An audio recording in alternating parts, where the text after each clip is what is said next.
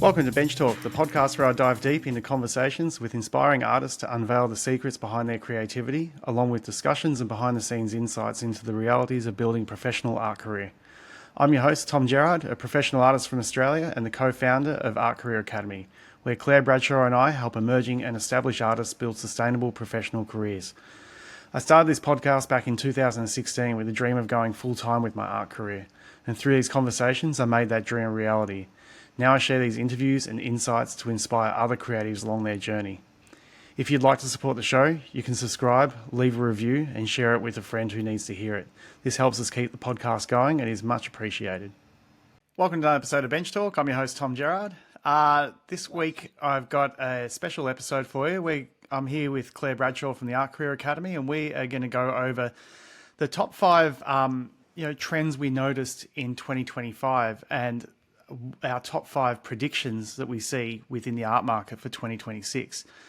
So, welcome to the podcast again, Claire. Good to have you here. Great to be here. Cool.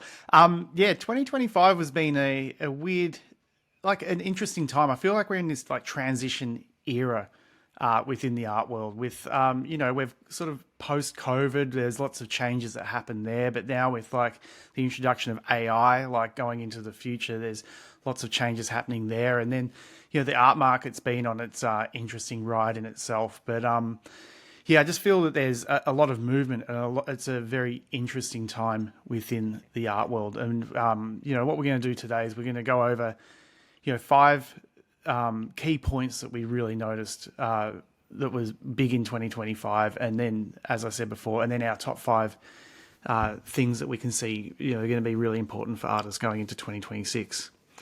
So Claire, do you want to kick it off? Yeah, so let's have a little look at 2025. So, we're at a really important time in history. I think there's a lot of change happening on a global level, and that's obviously having its filtered down effect into the art world as well. And so in 2025, the first thing that we noticed, and we've done our research as well, is that the art market really started to pick up again. We noticed that it was pretty sluggish, pretty slow in 23 and 24, but things started to shift in 2025. So there was a really strong recovery globally in the art market with increased sales. And particularly this was coming from a younger demographic, so younger collectors. There were also more online sales happening as well. And so this is really reflective of increased consumer confidence, but also potentially a new market taking more kind of share of the art market as well, which is really exciting. What do you have to say, Tom?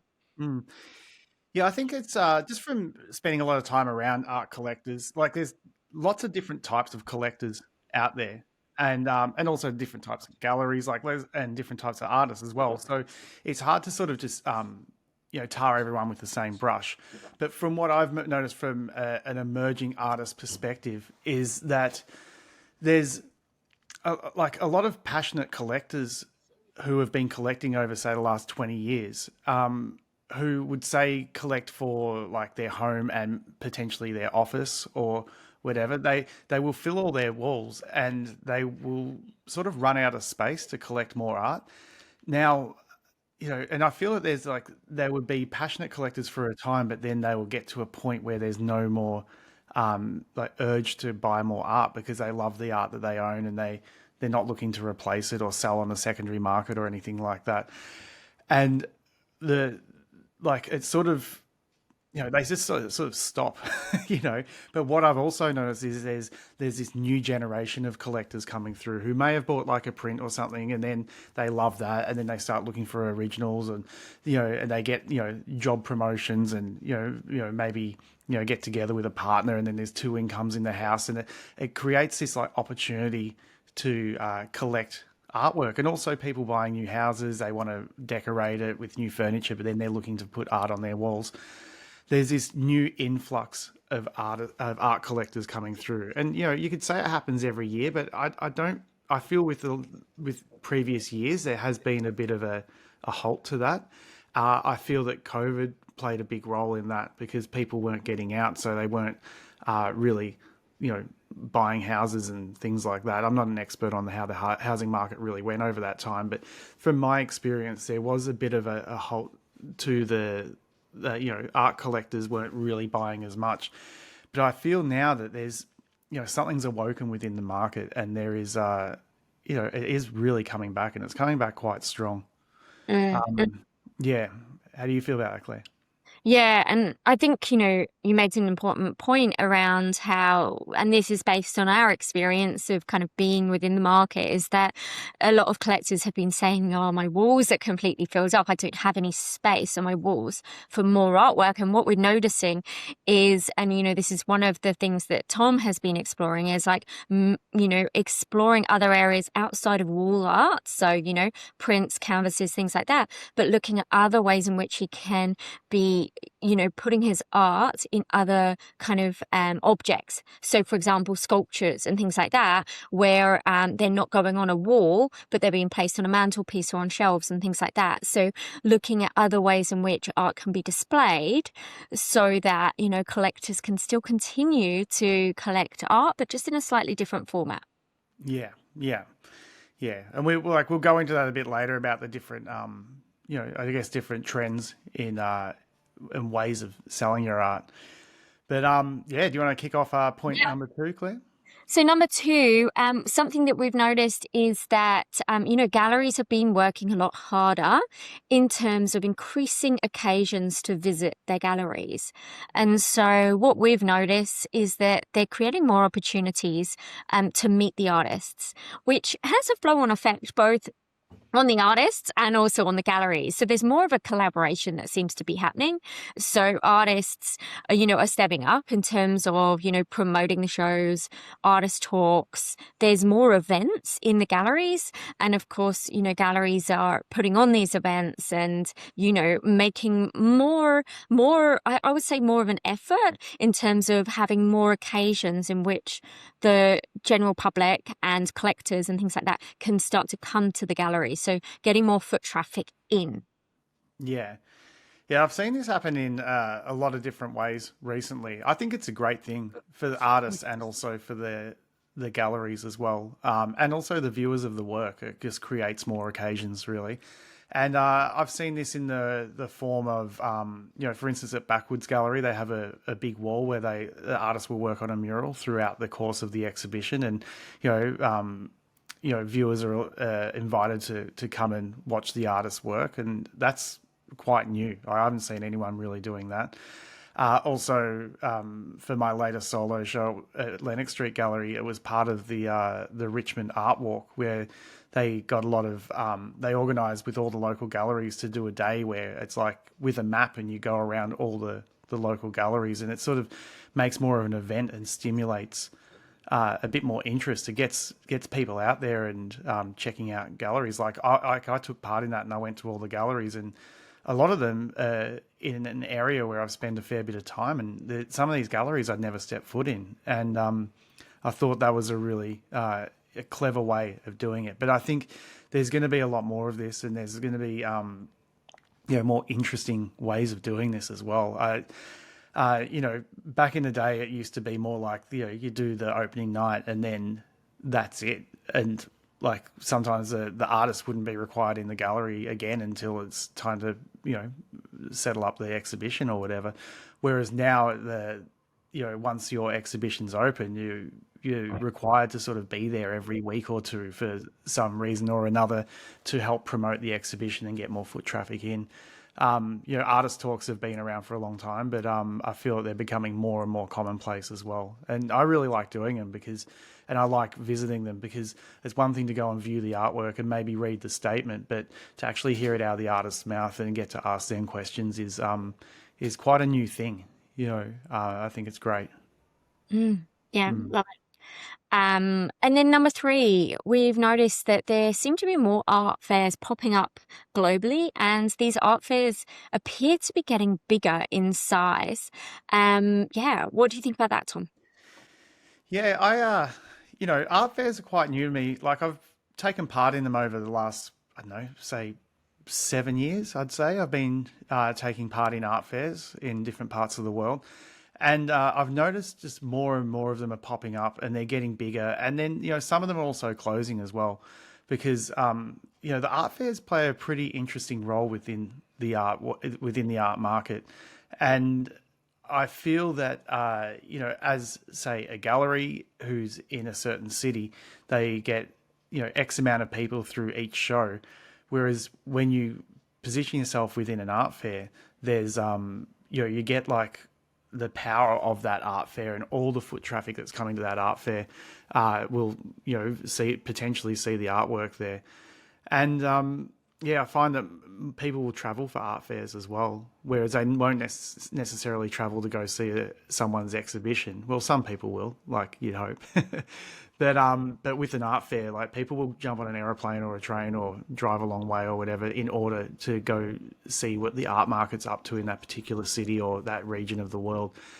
And I also feel that it helps position a gallery. As a gallery helps position an artist, the art fair also helps position the gallery. And what I mean by that is if, say, you've got an artist who's unrepresented, you don't really know where they fit within the art world. Their artwork may be brilliant, but you don't know, as a collector or a viewer of the work, you don't know where they sit within the art world as far as hierarchy goes. But as soon as they start showing with a certain gallery, you can see where the gallery's pegged within the art world and the other artists that they show. And you can get a bit of a picture of what level they're at and where they fit. And I feel that galleries get this same impact through showing at art fairs. If they're showing at X fair and they have a booth in a really prime location and they're surrounded by other galleries, it helps you work out where that gallery fits within the art world. And also, I feel that art fairs aren't cheap. They cost like tens of thousands of dollars to take part in especially the larger ones. And if galleries are playing within that space, it's sort of showing that they're serious players within the art world. And I think this is a trend that we're going to see continually grow. Like I know with like say Art Basel Week in Miami, there's lots of smaller art fairs popping up all over the place because they know that so many people are in town to see artwork. So that's a prime opportunity to capture the market. Yeah, it's a Mm. great positioning piece for Mm. art galleries. And then of course you're not just, as an art gallery, located in a specific area, you've got your local area that you have the exposure over. But as we know, things like social media, they were really great at giving us that opportunity, both as artists and also for galleries, to get more exposure globally. However, with the algorithm shift, it's kind of meant all of that has kind of like gone a little bit more towards the local. And so what, art fairs represent is this opportunity to kind of be seen on a global stage and open up the marketplace. So, to these galleries. So, it's very kind of interesting and exciting times. And particularly, if you're an artist that's represented by a gallery and they are going to these art fairs, it's also having the flow on effect for you and your art and your visibility too. Exactly. Yeah. Cool. At number 4, so 2025, it's been a really interesting year, particularly because AI has really started to enter the mainstream. We first started to see AI popping up, with ChatGPT and things like that in 23, 24, but 25 was really the time when so many other AI, platforms and things like that have been coming up, particularly within the visual space. And so, there's lots of different trends out there from artists who are adopting some of these tools. Well, what are your thoughts on that, Tom? Yeah, I guess a trend that pops to mind for me as far as AI in art in 2025 goes is I saw a lot of artists making paintings using AI reference and then really emphasizing the glitch within the AI. And I feel that this is going to really mark a time in history, those paintings, because as AI continues to get better, those glitches are just not going to be there. So it sort of marks a time. And I did see a lot of that throughout the year. And I feel that AI is going to be a tool that's going to be commonly used for artists. I see it used in so many different ways. like a big one for me is I've noticed artists using it to generate their reference imagery a lot. I've also noticed it with public artists, like artists who paint big murals, and they want to feature, animals and humans, and like the human element is especially a real big one because they are, you know, say you're painting a portrait of someone within a city or a town, and it has a local public figure in it. There can sometimes be a bit of conflict, like why they get featured and not me, and this and that, and it can cause a bit of friction within the local area. Whereas I've seen artists come in with generic people to be featured within the mural, so it does sort of ease that tension. And that was a really interesting insight for me. I don't paint in that way, so it's not something that affects me directly, but I have seen it with people who do a lot of portraiture. Yeah, yeah. I think Mm. some artists are really enjoying working with it, whether it's like become a main kind of part of their art or whether they're utilizing it for reference material or inspiration and things like that.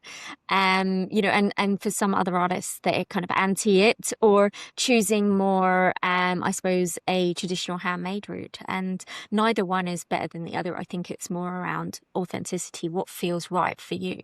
Yeah, yeah. Yeah. I haven't used any AI Mm. imaging, um, like programs ever. Mm. So, but I'm open to it. If I really need it, I see it as being a really useful tool for artists, especially for the reference side of things. Yeah, yeah, for Yeah. sure. I love that. I love that. And so that takes us on to number five, in terms of our sort of trends that we saw popping up for 2025. And this is the counter trend to all of the AI stuff. So this is what we saw, a more human-centered emotional kind of expression element. So, when things kind of go swing one way, we'll always see the swing back in the opposite direction. And so this is, where artists have been more focused on expressive work that feels more deeply human. So seeing more kind of raw brushwork, emotional palettes, these types of things that are almost like the counterbalance to all of the AI and more digital types of artwork. Yeah. Yeah, I agree. It's also I see also texture playing a big role in this. Texture, flow, all these types of things, and like the same time, like computers getting better at replicating this stuff as well. Even if you just look at brushes in the Adobe packages, it's like they can make it look quite realistic. Whereas, I think as far as working with different mediums and creating more the human element within the artwork is going to be a really big role, and it's going to also play a big role in the narrative behind the artwork and the storytelling and how the artwork's created. Is the human touch is going to play a really important role in that. On the flip side as well, I feel that people go the other way. Like they're going to really, instead of hiding behind the fact that they've used AI, a lot of people will be, emphasizing that as well. So it does go both ways, and it depends on who you are and how you want to create your work. And the beauty of it is everyone has a different way of looking at it, and different moral compass and rights and wrongs and ways that they want to do things. And I think it's the part of the joy of being a human and being a creator is you do it your way and work out what works for you. Hey artists, listen up. If you're committed to your art career, you're done with waiting for opportunities to kind of magically find you, and you're ready to start to actually build a sustainable career from a strategic lens, then we've got something for you. Tom and I are going to be running the Going Pro Bootcamp over 3 days. It's completely free, and we're going to be starting on Tuesday, the 10th of February. We're going to be covering things like vision, voice, and visibility. Basically, these are the things that you need to go from a place of feeling a bit stuck, scattered, unsure of in your art career to a place of more clear confidence. And this is the exact same framework that we have used to help our community to land solo gallery shows, to secure 5-figure commissions, to land media opportunities and build their sustainable careers. And you can access all of this for free. So all you need to do is head to artcareeracademy.com/3-day bootcamp or click the link in the notes to save your spot. Let's make 2026 your year for your art career. Let's get back to the episode. So that's our top 5. So, seeing the market starting to pick up again. We've seen more galleries, increasing the occasions, giving more people a reason to come into the gallery. We've seen number 3, we've seen more art fairs popping up globally and getting bigger. Number 4, we saw 2025 as the year that AI became mainstream. And number 5, we've seen a more human-centered and emotional, expressive side to artwork as well. Okay, let's get into 2026. So these are our predictions for trends that we see as either continuing or kind of growing. And, from an astrological perspective, 2026 is a fire horse year. So we're really seeing some of these trends accelerating at a pretty fast rate. So number 1 is this continued market growth and diversity. So we've seen art sales increasing, and this increase in Generation Z and millennial collectors. So seeing this generational shift, and expecting that to continue to accelerate into 2026, and that also may likely have an impact on the types of works that are sought after as well. What do you think, Tom?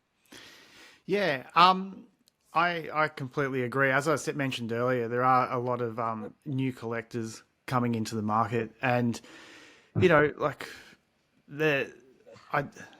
art's become trendy. Like, I think back to my parents' generation, my grandparents' generation. Like, none of them were going out and buying art, whereas like even just this year, going to my cousins' houses for Christmas and stuff. Like, I look around and people are actually collecting art, and not necessarily like art fans, but people who just want nice work on their walls, and they think that if they're going to buy some art to put on the wall, they may as well buy something decent off a reputable artist, so it works within the aesthetics of their home. And I think this is becoming more and more commonplace. It's the same with furniture and other features of the house and the car you drive and all this type of stuff. You don't need to be a real fan of those things to want to have a high quality version of that. And I think it's a really exciting time because there's more and more artists than there have ever been in history. And everyone's looking to sell work and build their careers. So, there's a real wide variety of what's available on the market, and different price points. And even if you're really into a certain artist, like artists these days have, they do like really expensive artworks all the way down to like prints and editions, which are more affordable. And depending on where you're at, you can access all that sort of stuff. So I feel that going into 2026, the art market's going to really open up, and there's going to be a lot of new people coming into it.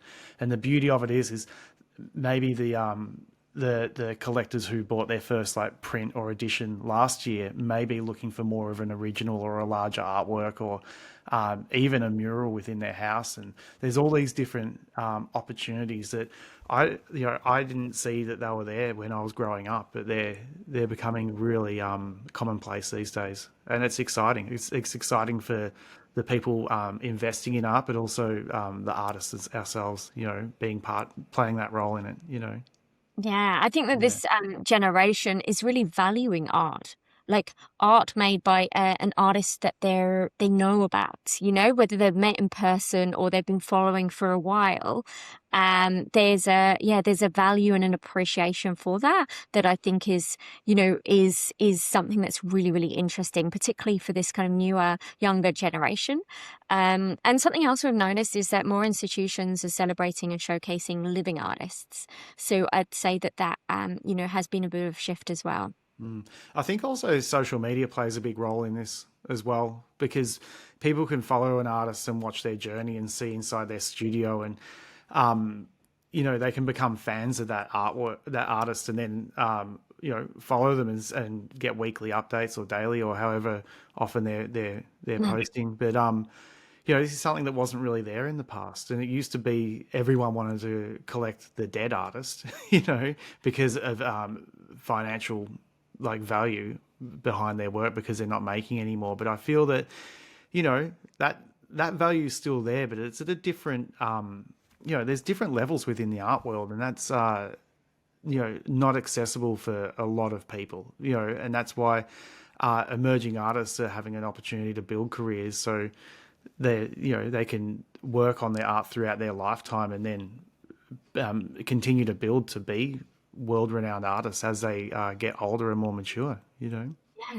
And I've noticed from having, chats to some of your collectors that a lot of them have been following you for years, and they love to follow your career development and to be a part of that journey, and that enriches the their the value of the work that they're collecting, because there's a story behind it, and there's a richness that goes with that because they're connected to you as an artist. And I think that's a really, really cool thing that's been developing and evolving over time. Yeah. It's exciting. It's motivation for me as well, because the more art that I sell, the more I want to make those artworks as valuable as possible and go up in value for the people who have supported me to get to where I'm at. And, I think of, when someone buys my artwork, I don't think of them just buying my artwork. I think of them investing in my artwork, and then it's up to me to go to work on my career and take it to the highest levels I can, so their investment goes up in value. And it's a fun game to play and a great way to sort of look at art sales, I think. Yeah, for sure. Yeah. Okay, moving on to number 2. So we see, more focus on experiences in the gallery space. So we've spoken about this in 2025, but we think that there's going to be more of this to draw more people into the gallery spaces, to create more energy in the gallery spaces, and have more reason for people and more types of people to enter into the gallery spaces. And I think, something that was interesting from speaking to a gallery, a few months ago, was they were saying that a lot of the public don't actually know that they can go along to openings, which I thought was a really interesting insight, is that they thought that they needed to be invited. And so I think that there will be more of an emphasis on, attracting more of the local market into coming into those gallery openings. But as we spoke about before, openings becoming more immersive. So more entertainment, sculpture, live painting, public interaction with the artwork. Yeah, I completely agree. And the beauty with all this is there's so many ways to actually approach this as a gallery, but also as an artist. And there's so many brilliant creative minds within the art world that I think going into 2026, we're going to see some really interesting ways that people are driving traffic into the gallery and get more eyes on the artwork, generate more sales, and have a lot more human interaction with the artwork, because art's best viewed in the flesh. So, people I've had people say to me from my previous solo show a few months ago that they saw it online, but then they went to the exhibition and it hit them in a completely different way, like actually seeing the artwork. And I think that's something that we really need to emphasize. Like, you can't, tick the box of saying you've seen a show if you've just viewed it on, on your phone. It's not enough for true art lovers. Like, you want to really get them in front of your artwork and feel the energy of those artworks. And I think there's going to be some really interesting ways that people go about driving that traffic. Like, as we said before, there's like live painting, there's, gallery tours, there's all this type of stuff. But, I'm interested in seeing how other people, the ideas that other people come up with. Yeah, for sure. Yeah. Number 3, so the role of the artist is evolving. So what we're noticing, we've spoken about it before, is, artists are now becoming there's more of a collaborative relationship that's happening between artists and galleries. That power dynamic is changing. And so as we spoke to, more talks at the openings, less kind of curator speak at the openings and, you know, during the entirety of the show. So having opportunities where the artists put on talks and they're speaking from, you know, their own experiences of the creation of the artwork, the meaning behind the artwork, and, you know, Q&A as a part of that as well with the general public, with collectors. So, you know, all of that is starting to change. So in a way, you could say that the expectation on artists is kind of increasing to be more visible and to actually have more of a public facing role. What do you think, Tom? Yeah, I completely agree. I think this is a really interesting time. Like in the past, I think about my earlier solo shows, and all I was required to do was make the artwork and deliver it to the gallery. You know, whereas now I'm being asked more and more to do talks and other things like that. And a lot of artists are really uncomfortable with this. And over history, they've been very uncomfortable with this. But I think it's like being, you know, I guess feeling the pressure to do this more is making artists work a lot more on the narrative behind their artwork and put more meaning into the work. So there is something to actually talk about, not just creating pretty pictures and hanging them on walls, but actually really delving into, you know, meaning and narrative to their work. And I think this is a really exciting time because, you know, as I said, there's so many creative, brilliant creative minds in this industry. And the more that we're pushed to do these uncomfortable tasks, the more we grow. And then the more it becomes second nature and, you know, we can put ourselves out there easier and all this type of stuff. I feel that even with social media, it's forced us to sort of show up more as well in this way. And, you know, I've never really been big on talking to camera in social media, but, you know, when it comes time to promote an exhibition, like these are things that you might find yourself doing. You can't believe that you're actually doing them, you know. Yeah, I think it's all a plus, as uncomfortable and as it feels, you know. And I think that 2026 this is going to become more and more widespread, and there's going to be more pressure to be doing these types of things. Yeah, sure. And I think, you know, the other aspect of this, you know, the role of the artist evolving is in terms of how career artists are actually generating an income and really building their career in that way. So seeing multi-income artists as the new normal, because the one gallery, one income stream model is continuing to erode. And so by 2026, you know, more and more successful emerging artists, and I know that this is the direction that Tom has been on and is on, and this is how, you know, how we work in the Art Career Academy as well with the artists that we support, which is, you know, around, you know, having different ways in which you're building your career. So whether that's, you know, selling originals, limited editions, merch, murals, commissions, collaborations, you know, teaching, digital products, you know, there's having that kind of suite of different ways in which you're putting your artwork out into the market is really important. Yeah, I completely agree. Yeah, I see it with a lot of artists that if, you know, back in the day they could rely on just working with one gallery and that, you know, sustains their career. Whereas within this day and age, you know, sales in galleries have been going down, and you know, hopefully they'll come back up soon. But at the same, in the meantime, like artists need to sort of support themselves and look after themselves, and that, you know, means looking at ways of generating income outside of the gallery space while maintaining a good relationship with the gallery as well.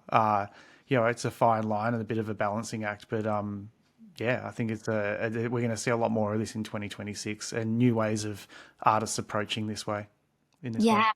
Yeah, for sure, because this is how you create a sustainable career for yourself, you know, far into the future. Exactly. Yeah, amazing. All right, we're up to number 4. So AI, you know, it continues to find its place within the artwork and within the art world. So, you know, new ways of creating art we're seeing, you know, using AI as a tool, but also artists working with AI to create work. And, you know, you spoke about Refik Anadol earlier, Tom. Do you want to talk to what you noticed with him and how he was kind of accepted within the art world? Yeah, like I first came across his work in 2020 at the NGV Biennale, and like that was one of the early examples of an artist who was working, with AI to create artwork and getting it into big institutions and like really being celebrated. Like his artwork is truly amazing and it's spectacular to stand in front of and see. And this is just one person's use of AI to create their artwork. And I think that he's been groundbreaking in the way that he got the tick of approval from the institution and from the art world. And it's opened up the doors for other people to do the same.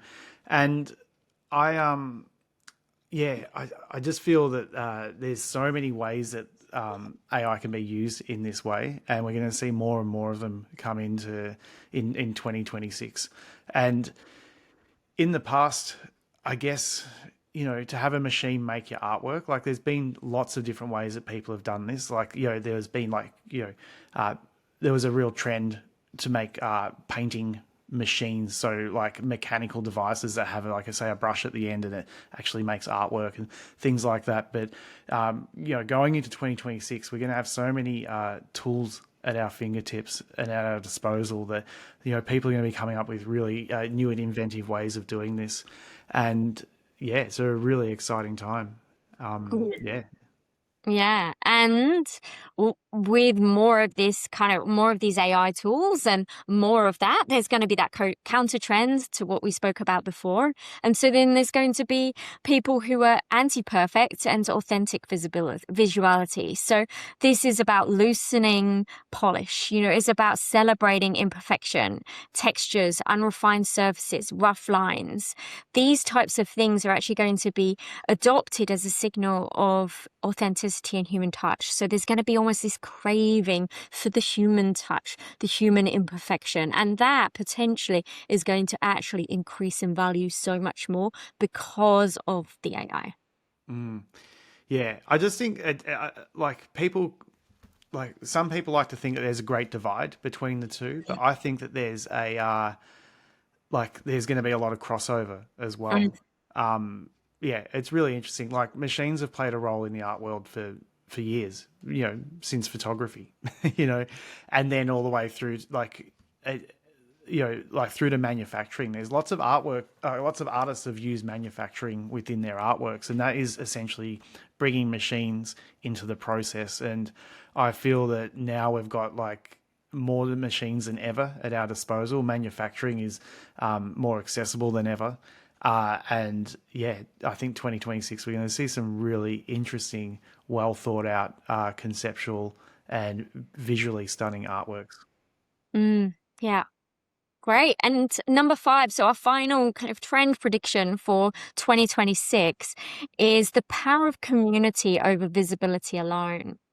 So as you've noticed over the last sort of year or so, the algorithms on, social media, they're a lot more unstable than they have been. And so having things like email lists, whether it collector relationships, real community, that's going to become more and more important for artists to be resilient in the changes that are happening.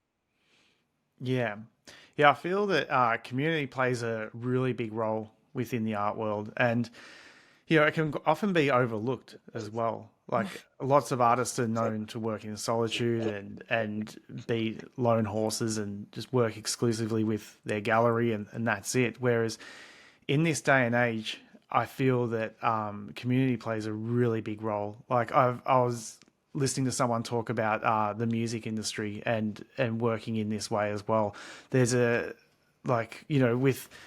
with Spotify coming into the music industry, it sort of really killed off opportunities to make money through record labels and album sales. And then with COVID coming in, then the artists, the musicians couldn't tour as well, so that created a real issue. And then so a lot of musicians relied on features with more well known musicians to really help boost their career.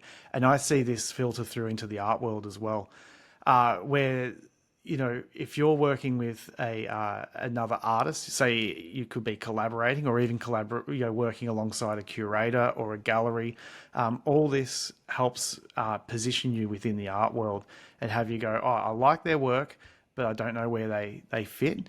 And it helps sort of say, oh, well, they've worked with this person and they've got in there and they're part of that group show and they're in this lineup. So they start to build a picture of where you really fit within the art world. And I feel that this cannot be understated of how important it is for an artist. So building community around your artwork and working with other people and collaborating in lots of different ways, more so than just collaborating with an artist on a project, but I mean like collaborating with lots of different people within the art world to to help get eyes on your work, but also boost your profile and position you within the art world. And in saying this, it's also, there's a bit of sensitivity around it as well, because you want to make sure that you're moving forward and climbing the ladder as you collaborate. But then also, if you're collaborating with artists who you feel that are newer on the market than you are, then you want to be making sure that you're working with people who you truly believe in as well. Otherwise, it can potentially hold you back, So it's a balancing act and it's a fine line, but I think it's a very important aspect and something that we're going to see happening a lot more in 2026. Yeah. And is in a way, it's one of the reasons why we created, Momentum Art Career Academy and all of this, because, we knew how important it was going to be into the future to have like-minded community supporting one another and actually inspiring one another to grow. Because when you're around other people who are, getting the shows, taking action, celebrating wins and things like that, then it inspires you to take more action. You start to expand in terms of what's possible for you, versus when you're on your own and you're playing kind of the solitary game, you're kind of stuck in your own stuff around what's possible. And to have that expansiveness and to really grow as an artist is to be around like-minded community. And I know that that's really supported you along your career as well, hasn't it, Tom? Yeah, it sure has. Another point of that as well is every time I've worked alongside someone, being another artist or even a dealer or a curator or a gallery, I always learn something. They always say, "Oh, have you considered this?" or "What I see in your work is A, B, and C," and they help point out things. And if you're just in your own bubble, then you're not going to have these opportunities to have things pointed out to you that you may not be seeing, and also like learning and growing and all that type of stuff. It's played such a big role in my art career, and I really I champion this. Yeah. So good. All right. So just wrapping up our trends predictions for 2026. So we talked about we're likely to see a continued market growth and diversity of people buying artwork. Number 2, we had more of a focus on experiences in the gallery space to draw more people in. Number 3, we had the role of the artist. We see that as evolving in terms of, getting involved with more talks and more opportunities of getting to know collectors. And of course, also that multi-income streams becomes really important. Number 4, we had AI continuing to find its place within the art world, and also that counter trend towards anti-perfect and more authentic visuality. And number 5, that community is really, really going to be very important versus just doing everything on your own. So that really wraps everything up. I have one other thing that I kind of wanted to finish off with before we kind of close out to Tom, which is, I know that when we've done masterclasses and we've spoken to kind of groups of artists, sometimes we get the question of like, oh, this is trending right now. Should I just follow the trend in terms of the creation of the artwork or the style or the particular kind of content or theme? And we believe this to be not the best question to be asking yourself if you want to be around for many, many years to come. Instead, the question to be asking yourself is, what do I want to be known for in 5 years' time, in 10 years' time? and use the trends that are occurring in the marketplace as tools, not as definers of the work that you create. And to build your skills from an intentional perspective with a vision of where it is that you're wanting to go, and make the work that compounds over time. So rather than looking outwards in terms of what is everyone else doing, take time and space to connect in with yourself. Yeah, I fully believe. I 100% agree with that, Claire. And you know, like trends are trends. Trends come and go. And yeah, if you're no, if you based your whole art style around a certain trend, then in 5 years' time, people will be saying, "Oh, look at that! It's so 2026." You know, and you don't want to be pigeonholed in that. You want to be moving with the times and carving your own path, really. And even if it's not hit landing right now, just like believe in what you're doing and know that it will land at some point. Because if that does, you know, like what you're doing now becomes in vogue in the future, then you're, you know, a leader in that scene or in that style. So yeah, just keep staying true to who you are and the art that you're making, and keep moving forward. Yeah. Yeah. Love it. Yeah. Amazing. Cool. All right, Claire. Well, thanks again for joining us. It's I love these chats, and yeah, I'm really excited about 2026, and you know, these predictions that we're making. I look forward to seeing what comes of this. You know. Me Yeah. too, me too. And we will do a reflection like at the end of 2026 or the start of 2027 to actually see how we went with these, and then also be putting our predictions in for the next year. Yep. Great. All right. Yeah. Thanks again, and we'll see you later. Thanks for tuning in today. If you love this episode, I'd really appreciate you sharing it with an artist friend who needs to hear it. Word of mouth is how we reach more creatives like you. And if you're ready to take the next step in your art career, head to the show notes and grab our free resources. They're designed to help you build momentum and clarity on your creative path. Until next time, keep creating.